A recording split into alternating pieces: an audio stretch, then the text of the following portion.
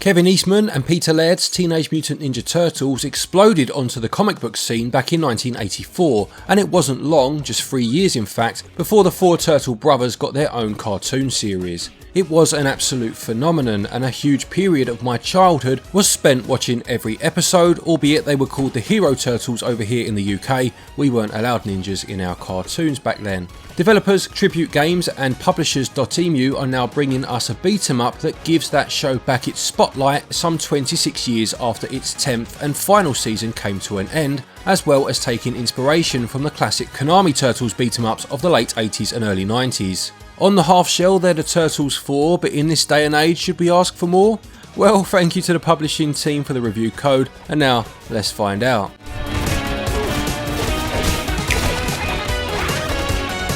The story sees the Foot Clan once again up to no good as Shredder's henchman Bebop interrupts a Channel 6 broadcast to taunt the Turtles and challenge them to stop their latest diabolical plan, which involves a few tweaks to the Statue of Liberty.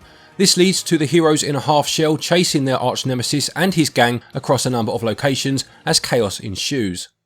So Teenage Mutant Ninja Turtles Shredder's Revenge is of course a beat 'em up and has clearly taken inspiration from the classic Konami arcade beat 'em ups in 1989's TMNT the arcade game and Turtles in Time, which was released in 1991. You'll take on a variety of enemies with a boss battle at the end of each of the 16 stages, or episodes as they are called, and you can choose from an initial 6 playable characters, being the 4 Turtles, Splinter or April O'Neil. There is a further character to unlock on completion of the game. Characters are ranked in 3 areas, being range, power and speed, and as is usually the case, Donatello excels in range, Raphael and Michelangelo lack this but make up for it in power and speed respectively, and Leonardo is the all-rounder. Splinter and April both have a decent range and then excel at either power or speed.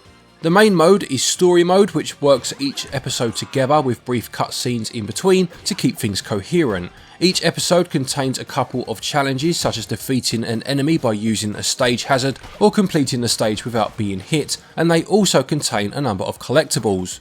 The first of these are characters from the show, such as April's friend Irma or the 4 members of the Punk Frog Gang. These are generally hidden behind a breakable object or door, and finding them will see them then position themselves on the overworld map, which itself is a nice little nod to the 1989 TMNT game for the NES, and you can then visit them where they'll ask you to find their specific collectible, also hidden within levels.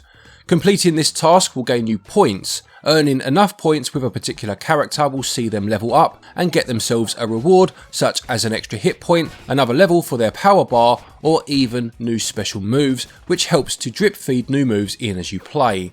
The power bar is situated just above your health bar, and filling it will allow you to complete a series of special moves by pressing X, or in some cases R, as your power levels grow. Although Dotemu are of course involved as publishers, I would say Shredder's Revenge has more in common with something like Scott Pilgrim vs. the World rather than their own Streets of Rage 4, as combat is much more frantic and crowd control is the name of the game if you want to get far in. Streets of Rage had a more technical one-on-one feel at times, whereas this is all about dispatching enemies quickly before the screen becomes full of them. I subsequently discovered that the developers, Tribute Games, were made up of a number of former Ubisoft employees who actually worked on Scott Pilgrim, and I do like that they went with the more fast and furious gameplay, as it is more in keeping with the beat 'em up history of these great characters. You have the option to play in co-op both locally or online, and you can create a group and invite friends, or look for a game that's currently in progress. I created a group and invited Mark in to play an episode of the story in my save file, and there was no latency at all, albeit on a small sample size of just 1 stage. It ran very well, and multiplayer as a whole is a lot of fun. You are able to share some health by pressing L when next to a friend in need, and this is a nice mechanic which adds a new dynamic to the gameplay. You can also revive them when they fall, again by holding down the L button this time next to where they lay. My only gripes with the game, and they are minor ones, is that the story mode just feels a little easy. Not a complete cakewalk by any stretch, and there is a hard mode to try too, it must be said, but the difficulty as standard could have just perhaps done with being dialed up a notch, especially with the boss battles, which whilst great set pieces, really major props for the choices and levels of detail here, but they were just over a little too quickly for my money. To be fair, I am referring to story mode here, and the arcade mode does up the ante with finite lives and no extra moves as mentioned earlier, so there is still a big challenge to the game, but I loved the premise of story mode and just wanted it to challenge me a bit more here too. The other gripe is that some elements have been directly lifted from the older games, such as a couple of the aforementioned boss battles. For me, the game is at its best when it's referencing what has come before, but doing its own thing with it, and it does do this a lot more than it doesn't in all fairness, and those with no knowledge of the previous Turtles games wouldn't have even noticed this, of course. Controls work very well, with basic combos being possible with multiple presses of the Y button, and a few other moves available by using the B and X buttons. There is also a taunt move which fills your power meter up quicker, and a throw a la Turtles in Time which sees enemies hurtling towards the screen. Shredder's Revenge is almost a perfect example of how to make a modern game that pays homage to an older series.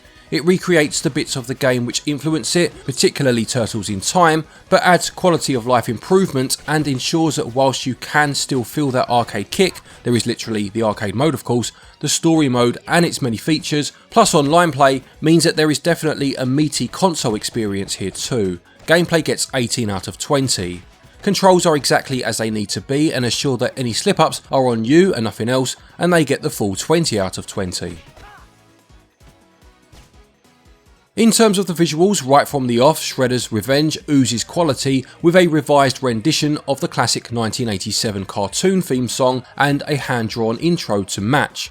Once you enter the game itself, pixel art is the artistic style of choice in a throwback to the classic arcade beat-em-ups. The world is a vibrant one with plenty going on in the background, and classic set pieces from the show are recreated. I have to say that the love and attention to detail afforded to this game is quite staggering. There are little nods to older games, such as the level named Big Apple 3 PM as opposed to Turtles in Time's Big Apple 3 AM, or the remains of the vehicle used by the Rat King in your battle with him in the Super Nintendo version of that game being visible in the background of your fight with him here. There's also the use of some pretty obscure characters from the 80s show, like Ground Chuck and Dirtbag, who only ever appeared in 3 episodes each, or Tempestra, who appeared in just 2. It is a true love letter to the Turtles in general, but specifically the 1987 show, and they really have done the source material justice. Character models look great when in full flow. Again, the level of detail to things such as the different fighting styles between someone like Splinter to one of the Turtles is clear, and enemies look great with a number of variations of the Foot Clan, Mousers and Triceratons included, to name just a few. Performance wise, whilst the game does run very smoothly most of the time, there were just a few instances of frame drops, not necessarily when you might expect them, as it would run absolutely fine, say with 3 players and a host of enemies on screen, but then there would be a moment's lag as you jump to the back of the 3D plane without an enemy in sight or walk to the next part of the screen. It's never a major issue, just briefly noticeable every now and then, and there is a day one patch coming that may rectify this anyway. Audio wise, the music in the game is composed by T. Lopez, who also worked on Sonic Mania and Streets of Rage 4, and it definitely harkens back to the music found in the arcade games by Konami. Whilst I liked some tracks more than others, they all felt appropriate in tone with where the series has been before. Some of the artists that have contributed to the 28 tracks include Ghostface Killer and Raekwon from Wu-Tang Clan, as well as Mike Patton from Faith No More and Mr. Bungle, who lends his vocals to the new theme song's rendition.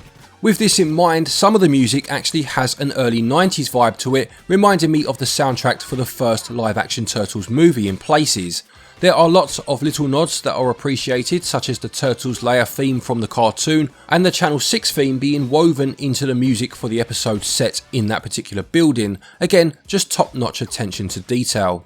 The Turtles are voiced by their original voice actors from the 1987 cartoon, which may mean that those more familiar with the 2012 series could be surprised to hear Rob Paulsen voicing Raphael as opposed to Donatello as he did in that show. It's great to hear them all back, although lines of dialogue are used sparingly in keeping with the classic arcade games, but some of the lines can come across as a little muffled at times, being lost within the music, which is a shame.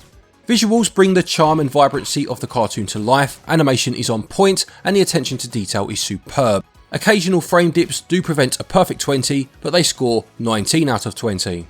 Audio keeps the spirit of the arcade games this pays homage to, and is in keeping with TMNT history. Having the voice actors back for the Turtles is also a great touch, and it gets 18 out of 20. Shredder's Revenge costs £22.49 and regional equivalents are on your screen now. If you are watching this review on or around launch time, there is currently a 10% discount up until the 22nd of June. For this price you are getting a story mode which will take most people around 3 to 5 hours to get through, judging by my playtime at least, but don't forget there are the challenges to attempt, the collectibles to find, and the arcade mode to try, which does take some beating. There are in-game achievements, including one for getting all of the endings with every character, and 4-player local and 6-player online co-op. If you're a one and done type player with beat 'em ups and have no huge nostalgia for the Turtles, then perhaps something like Scott Pilgrim vs. the World would be a better fit for you, as it's a lot cheaper and quite similar in some respects, but don't let that take away from the quality of this package and the love and respect it pays to the cartoon that launched the Turtles into stardom. Value gets 16 out of 20. To conclude, Shredder's Revenge is exactly how to make a modern take on one of the most old school of genres, the beat 'em up. The story mode keeps things accessible whilst providing a lot of fun and a few extras here and there, whereas veterans can take on the arcade mode to really test their might. Factor in the co-op aspect, which is a great deal of fun, and the overall level of polish, and this is a no-brainer for Turtles fans of any age or iteration of the franchise from the last 38 years. For those of us though who hold a particular soft spot for the iteration where Leonardo leads, Donatello does machines, Raphael is cool but rude, and Michelangelo, well, he's the party dude, this might just be the best game you play all year.